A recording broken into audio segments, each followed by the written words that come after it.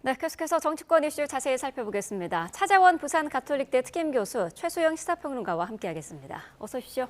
안녕하세요. 네.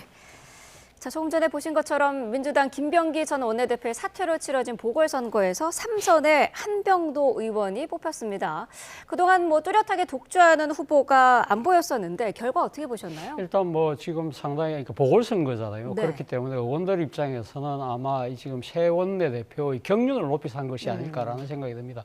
사실 지금 3선이지만 사실 정치를 시작한 지는 2004년 17대 때부터 등원을 했기 때문에 지금 네. 당대표를 맡고 있는 정청래 대표라든지 국회의장 원식 의장하고 다 같이 국회에 들어왔던 그만큼, 그리고 또 하나는 지난 정권 때는 또 이 뭡니까 청와대 정무수석을 했잖아요. 네. 그렇기 때문에 상당히 이 지금 그 당뿐만 아니라 정부 청와대까지 다 나름대로 이렇게 경험을 높이 샀다는 생각이 들고요.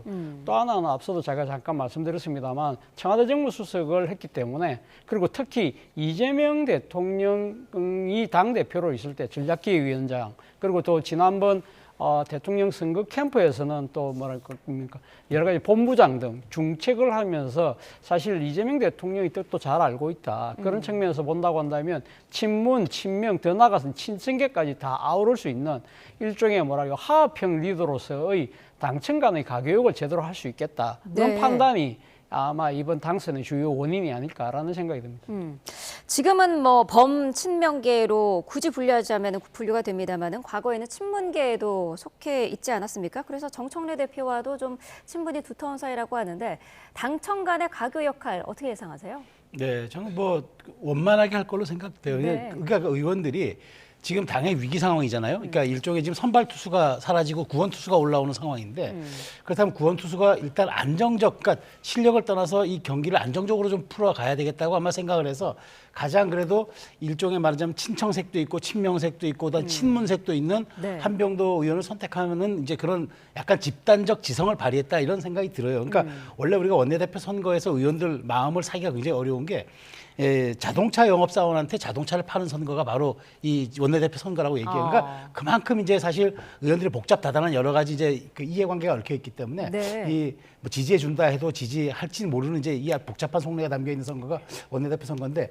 두루 원만한 사람을 선택했다는 거는 당이 현재 위기고 지금 한병도 원내대표가 밝힌 것처럼 엇박자, 분열 이렇게 지금 평가받는 사람을 뽑아서는 안 되겠다. 그러니까 가장 무난하고 안정적인 사람을 뽑아서 일단 이 위기 상황에 대한 리스크 관리를 좀 맡겨야 되겠다 이런 생각한 것 같아요. 네. 그러니까 저는 앞길이 뻔하다고 봐요.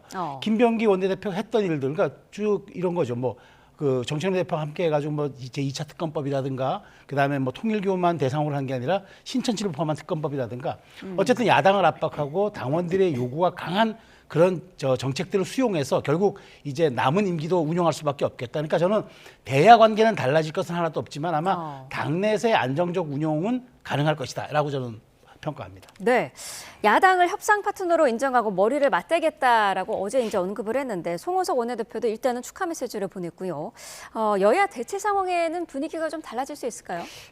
사실 한병도 신임 원내대표 같은 경우는 정치 스타일이 상당히 온건 화합 스타일이거든요. 네. 그렇기 때문에 아마 야당의 기대가 클 것으로 보입니다. 그리고 실제 본인도 당선 소감 1승으로 이야기했던 것이 야당을 국정의 동반자로 인정하겠다는 거잖아요. 그리고 열린 자세로 대화를 하겠다는 만큼 상당히 여야 사이의 대화는 상당히 원만하게 진행될 것 같습니다만, 네. 그러나 이 야당이 상당히 좀 정치적인 공세가 강화될 때는 또 나름의 강단 있는 태도도 분명히 하겠다는 입장을 밝혔기 때문에 네. 사실 현재의 상황에서 이렇게 갑자기 좋아진다 이런 식으로 이해관계가 획기적으로 개선된다고 보기는 좀 힘들지 않을까 하는 생각이 듭니다. 왜냐하면 본인 스스로가 생각했을 때도 지금 국민의힘이 아직까지 내란 척기를 완전히 이루지 못한 상황이기 때문에 무조건적인 포용보다는 네. 원칙이 있는 대화를 하겠다는 입장을 분명히 갖고 있습니다. 그래서 예를 들면 내란 옹호 같은 경우는 분명히 입장을 표명을 해라. 그리고 특히 이 내란과 관련된 부분이 2차 종합특검하고 또 맞닿아 있는 것이기 때문에 네. 이런 부분들은 계속적으로 추진을 하겠다는 것이고요. 그리고 또 하나는 야당이 일종의 민생을 위해서, 민생과 국익을 위해서 협조가 아니라 일종의 그것을 빌미로 해서 정쟁을 할 경우에는 분명하게 단호하게 지금 맞서겠다는 생각을 갖고 있기 때문에 앞서 제가 이야기한 대로 갑작스러운 이하관계의 호전보다는 아마 이 원칙적인 일종의 뭐랄까 협력 관계 위에서 상당히 맺고 끊는 그런 식의 원내 전략을 구사하지 않을까라는 생각이 듭니다. 네, 최고위원 보궐선거에서는 강득구 이성윤, 문정복 의원이 뽑혔습니다. 두 명이 어쨌든 친청으로 분류가 되고 친명계 강득구 후보가 1위로 선출됐거든요. 네. 의미를 좀 짚을 수 있을까요? 그나마 이제 그 정청래계에 힘이 실렸지만 그나마 이제 중앙위원들과 권리당원들이 최소한의 견제 심리는 놔뒀다. 이게 강득구 의원의 1위에 대한 평가일 수밖에 없을 것 같아요. 네. 그러니까 지금 사실 그 유동철 위원장이 이제 사퇴하면서까지 이제 3대2 구도를 2대2 구도로 만들어줌으로써 이제 1인 2표제 복수 투표제니까 어쨌든 친명이 좀 2명 뽑혀야 되겠다는 식으로 자기가 사실 어떻게 보면 이제 헌신까지 했는데도 불구하고 결과는 친청계의 승리거든요. 그러니까 네. 이렇다면 이제 결국엔 앞으로 이제 1인 1표제라든가 이제 청와대의 관계에서 아무래도 이제 그 정청래 대표의 그립이 조금 더 강화될 가능성은 있는데 그럼에도 불구하고 차기 대표로 유력시되는 강득구 의원, 그러니까 차기 대표로 유력시되는 김민석 총리의 가장 최측근으로 분류되는 강득구 의원이 1위로 입성했다는 건 이게 함의가 있다는 거죠. 어찌됐건 지금 토탈 1위 아니겠습니까? 네. 그렇다면 저는 사실 강득구 의원의 이제 이런 상징성이 주는 부분들이 정치적으로 굉장히 함의가 있다고 저는 생각이 드는 건데 이렇게 된다면 아무래도 정청래 대표가 5대4의 구조이기 때문에 네. 최고위원회가 그러니까 서로 의견이 팽팽히 갈려도 본인 뜻대로 당을 이끌어 나갈 수는 있겠으나 강득구 의원이 아마 고비마다 아마 이제 저는 이제 견제구를 날릴 것 같아요. 그러니까 쭉 정청래 대표에게 이제 정책에는 호응해주고 협조하되 어떤 사안이 이제 이게 전국의 변곡점이 되거나 당내 권력 지향에 조금 약간 민감한 사안이 왔을 때는 아마도 본인의 뚜렷한 소신의 목소리를 낼 수 있을 거로 보여지기 때문에 네. 큰 외견상 보기에는 큰 무리 없이 당이 흘러가는 것처럼 보이지만 어쨌든 내년 7월로 예정되는 다시 한번 당대표 선거에서의 힘겨루기 혹은 기싸움이 물밑으로 대단히 좀 신경전으로 전개될 거라고 저는 생각합니다. 네. 자, 1위를 한 강득구 의원이 최고위 내부에서 레드팀 역할을 할 것이다라는 분석을 해주셨는데 어떻게 보세요? 글쎄요. 그러니까 강득구 의원이 일종의 뭐랄까요. 그러니까 지금 친명계 그리고 특히 또 김민석 총리하고 또 가까운 사이다 그런 이야기가 있고 또 김민석 총리가 다음 이 전당대회에서는 당대표에 출마할 것이기 때문에 네. 일종의 복심을 심은 것이 아니냐 그런 정치적 해석이 가능합니다만 그러나 어제 당선된 분들 모두가 일성으로 한 것이 이재명 정부의 성공이거든요. 네. 그리고 더 나아가서는 지방선거의 승리를 지금 이야기를 하고 있는 것이기 때문에 저는 그런 불협화음이 외부로 이렇게 표출되는 것은 거의 없을 것이 그러니까 그런 상황 자체는 찾아보기 좀 힘들지 않을까라는 생각이 듭니다. 물론 네. 지금 정청래 대표가 이 당원 주권주의를 내세우면서 1인 1표제를 계속으로 밀어붙이는 측면이 사실 어떻게 보면 당내의 또 다른 갈등 요소가 될 수 있을 거라고 봅니다만 네. 그러나 이런 부분들도 아마 정청래 대표도 나름대로 내심 고민하지 않을까라는 생각이 듭니다. 그렇기 때문에 이 지금 최고위원회에서 이 합의가 이루어지기 전에 사실 이 1인 1표제를 그러니까 독단적으로 밀어붙이는 그런 상황까지 발생하지 않는다고 한다면 네. 저는 그러니까 지방선거 전까지는 무난하게 화합적인 모습으로 같이 공동보조를 취하지 않을까라는 생각을 합니다. 네. 자, 민주당 김병기 의원과 관련해서는 지금 당 지도부에서도 자진 탈당을 요구하는 목소리가 나왔습니다.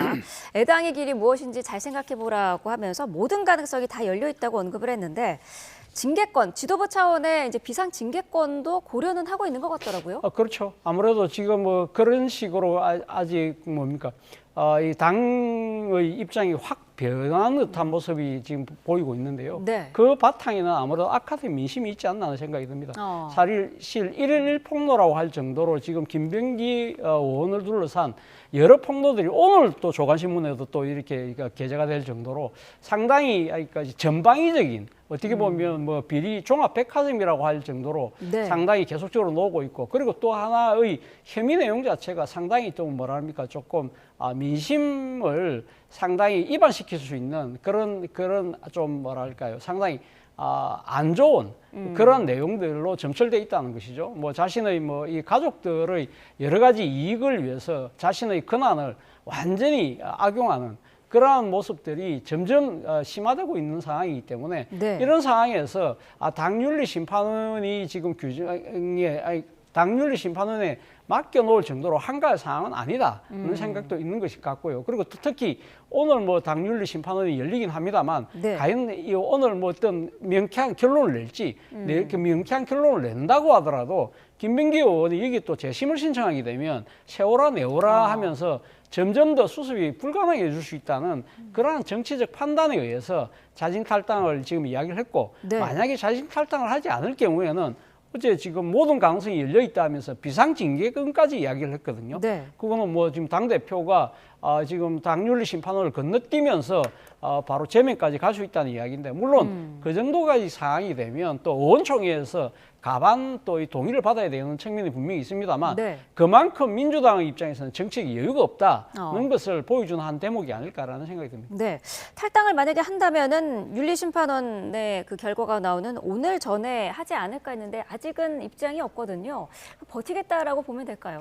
그러니까 지금 버티겠다는 신호를 분명히 보내고 있는 건 맞아요. 그러니까 처음서부터 나는 제명은 당할지는 탈당은 안 하겠다 했는데 네. 당이 어저께 수석 대변인 명의로 애당의 길이 무엇인지 좀 고민해달라고 읍소를 하잖아요. 그러니까 애걸복걸하는 거예요. 그러니까 네. 제발 좀 저희가 제명하긴 좀 그러니까 서로가 모양새 안 지으니 탈당 좀 해주시겠어요라고 이렇게 읍소를 하는데 김병기 의원 쪽에서는 전혀 지금 반응이 없는 걸로 봐서는 제가 보기에 아마 저 추론입니다만은 청와대와 그다음 당 지도부와 지금 김병기 의원은 물밑조율이 있을 겁니다. 어떤 형태로 왜냐하면 이게 당의 존립을 지금 좌지우지할 수 있는 중대 사안인데 지금 그러면 언론 보도만 보고 그냥 팔짱 끼고 있겠습니까? 그러니까 이렇게 아마 지금 물밑조율을 하고 있다는 게 상식적인 저는 이제 추론이라고 보는데 중요한 건 그거죠.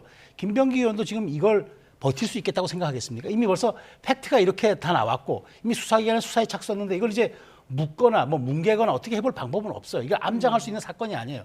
그럼 김병기 의원 본인도 이게 내가 헤쳐나가지 못한다는 건 알 텐데 그렇다고 왜 나만 죽어야 되냐는 억울함이 있을 거예요. 그러니까 저는 일종의 출구 전략 내지는 하산 전략을 분명히 짤 거라고 봅니다. 네. 그런데 이게 서로 간에 양측에 다 맞아야겠죠. 잘못하면 이게 이재명 대통령의 대표 재임 시절까지 불똥이 튈 수 있는 사안이기 때문에 굉장히 이게 민감도가 높은 일이거든요. 근데 이거를 지금 방치하고 있지 않을 거라고 좀 보는데 네. 중요한 건 이 3자를 다 만족시킬 하산 전략이 나올 수 있냐는 거죠.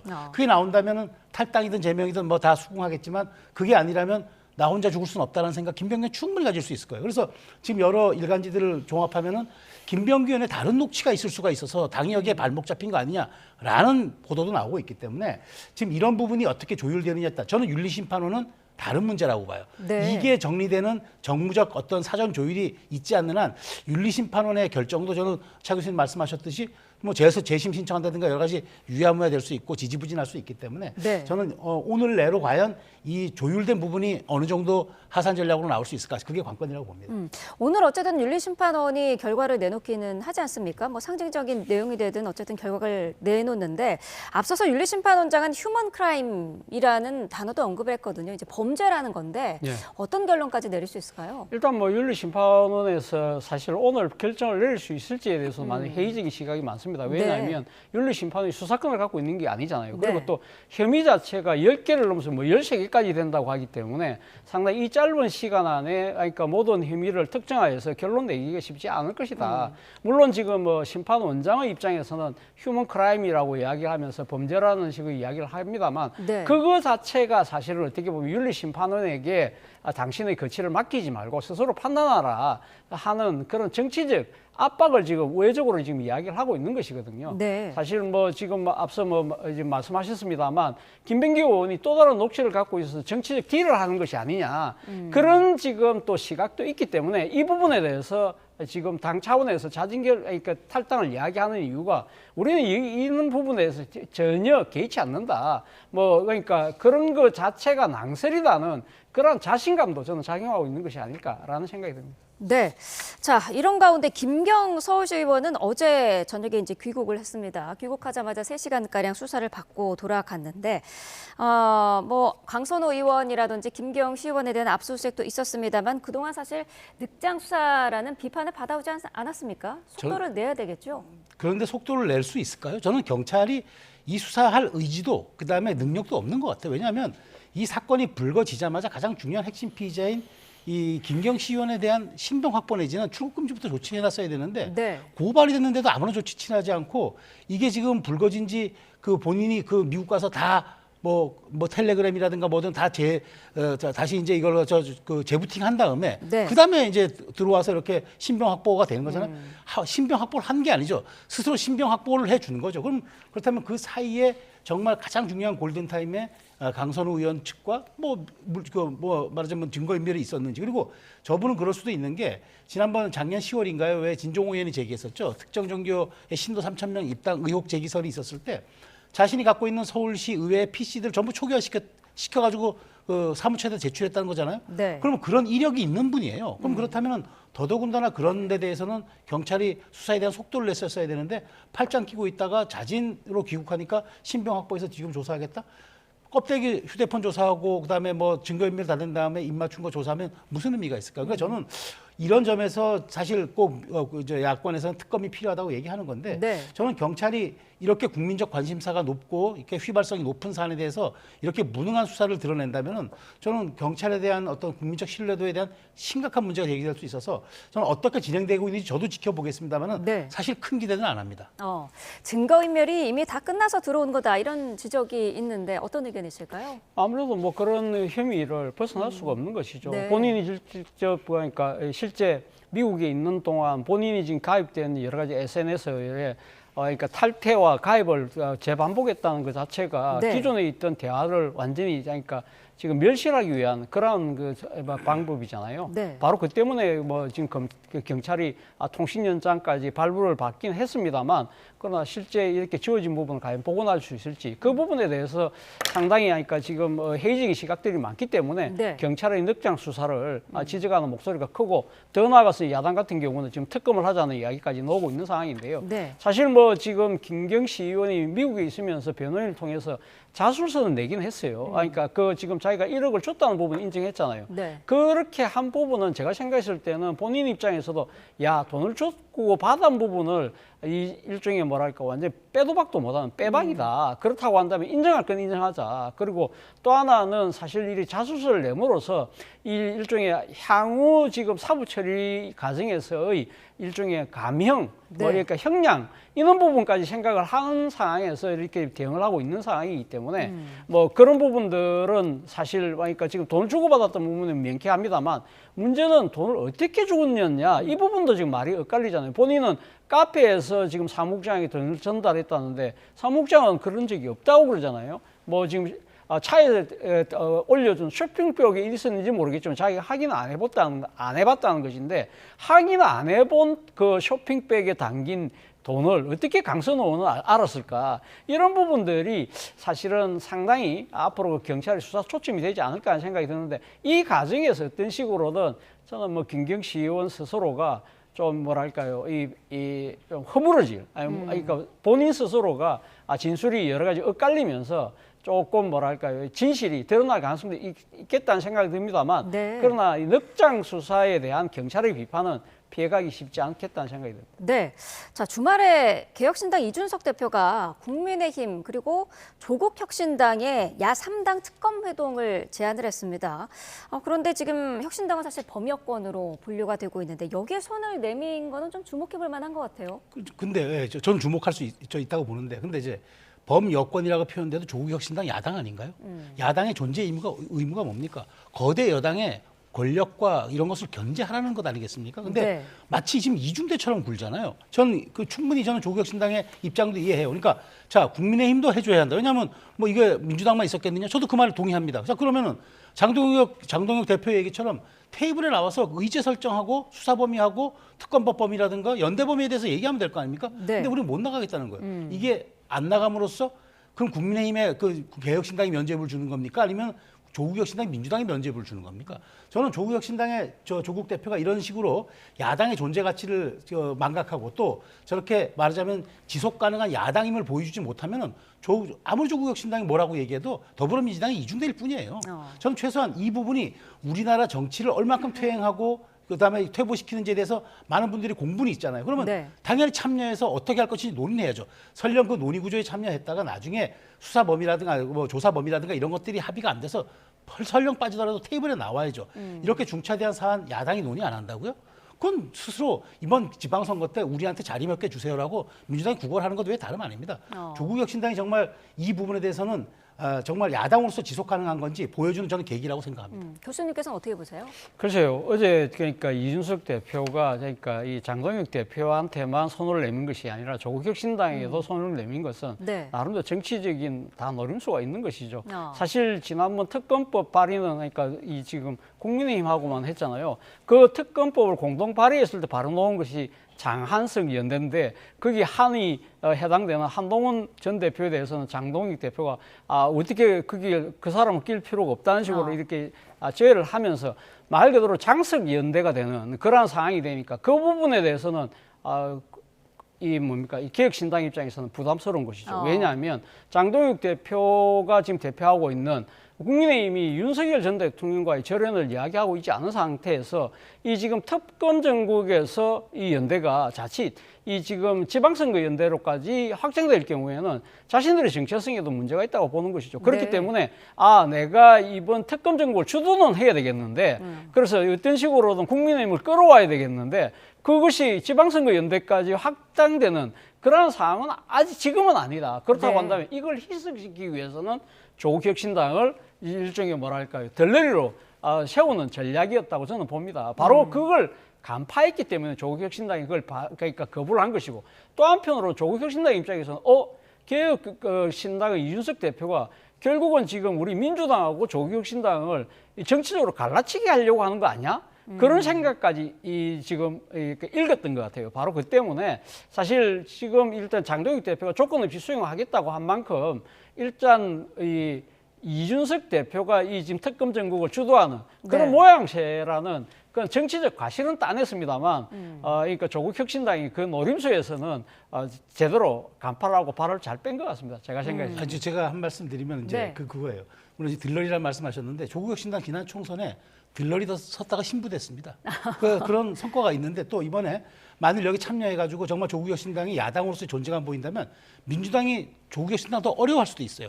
이런 식으로 더불어민주당 이중대로만 자꾸 편을 서주는 모습이 조국혁신당 야당으로서의 존재 가치나 정체성을 상실하는 거예요. 그걸 생각을 해야 되는데 이런 식으로 마치 이제 여와 야를 자신들 여권의 일부로 생각하는 저는 착시 현상이 저는 조국혁신당을 위기로 몬다고 생각합니다. 그러니까 이 부분은 차 교수님 말씀대로 굉장히 전략적인 측면이 있어는 보이지만 국민적 관심과 공분이 있는 사안에 대해서는 야당으로서의 책무와 존재 가치를 보여줘야죠. 그게 국민이 주권을 대의를 위임한 그런 목적 아니겠습니까? 네. 저는 그 부분을 말씀드리고 싶었습니다. 네. 자, 국민의힘은 당명 개정을 위한 당원 투표를 어제 이제 마무리를 했습니다. 오늘 결과가 발표되는데 찬성의 과반을 넘으면은 이제 5년 넘게 유지를 했던 국민의힘이라는 이름이 다른 이름으로 바뀌게 됩니다. 자유라든지 뭐 공화라든지 이런 거를 포함하는 방안도 논의가 되고 있다고 하더라고요. 글쎄요, 국민들이 이 사항을 어떻게 바라볼까요? 그러니까 식당의 간판이 바뀌었다고 해서 메뉴가 사람들이 잘 찾는 그 메뉴도 아니고 그리고 그 메뉴를 써서 바꿨다고 하더라도 그 맛을 보장할 수 있는 그러니까 그 솜씨까지 그러니까 올라오지 않은 상황에서 식당 간판만 바꾼다고 해서 과연 손님이 그러니까 지금 찾아갈까요? 사실 지금 국민들이 원하는 것은 지금 그러니까 이 보수 정당인 국민의힘이 정말 보수한 모습을 보이라는 거지 않습니까? 보수의 정체성을 제대로 찾고 그에 걸맞는 혁신과 인적 쇄신을 하라는 것인데 그건 하지 않고 지금 일종의 눈 가리고 앙하듯이 단간판만 바꾸겠다. 그리고 특히 자유나 공화란 말 정말 좋죠. 그러나 국민들의 머릿속에 지금 자유라는 것은 대통령의 마음대로 하는 거 그 자유라는 것이죠. 아니면 공화라는 뜻이 뭡니까? 라틴어에서 이 공공의 것이잖아요. 그러나 이 국민의힘이 집권할 때 이 지금 정권의 모습은 대통령과 그 부인의 이 모든 것처럼 다 그렇게 해왔던 그 과거에 대한 진정한 반성, 체질 개선 없이 단간판만 바꾼다고 해서 저는 국민들이 현혹되지 않을 거라는 생각이 듭니다. 네, 장동혁 대표는 이념적인 단어를 좀 넣고 싶어하는 분위기가 읽히고 있다 그런 이야기도 있던데 그러면 좀 외연 확장은 어려워지는 거 아니냐라는 지적도 있어요. 글쎄 뭐 사실 어떤 단어를 택했다고 그게 이념지용으로 바로 연결될지는 저는 뭐 동의하기 좀 쉽지는 않습니다. 그리고 이제 여기서 이제 이게 뭐 간판가리만 아니냐 식당 네. 맛은 그대로인데 근데 식당 맛이라든가 운영에 대해서 소비자가 외면하면 뭐 간판이라도 가는 정도의 노력도 해야 되는 건 아닙니까? 그런 노력도 안 하고 가만히 있으면 되겠어요. 그러니까 뭐래도 하는 거죠. 뭐래도. 저는 그런 측면에서 뭐 이런 노력들 굉장히 좋다고 보는데 중요한 거는 전체 정말 말 그대로 당의 간판이 당의 정체성으로 연결되고 이런 게 중요한 게 아니라 지금 많은 그 간판을 바꾸면서도 왜 보수 가치가 일관성이 없이 왔는가 이 부분을 한번 들여다봐야 된다고 생각해요. 그래서 저는 이번에 당의 간판을 바꾼다 그러면은 네. 보다 더 당의 가치 중립적인 거라든가 정체성 이런 것들과 조금 유연하게 연결되는 쪽으로 가야지. 그러니까 아까 이념지향적이라는 발언 제 말씀에 대해서 제가 동의하기 어렵다는 건데 가장 중요한 거 새롭게 식당을 신장 오픈한다면 국민의 사랑을 어떻게 하면 받을 수 있을까? 거기에 저는 포인트가 있으면 되고 다른 것들은 부차적 가치다. 그 말씀드리고 싶습니다. 네, 알겠습니다. 자, 두 분 말씀 여기까지 듣겠습니다. 차재원 부산가톨릭대 특임교수 최소영 시사평론가와 함께했습니다. 고맙습니다.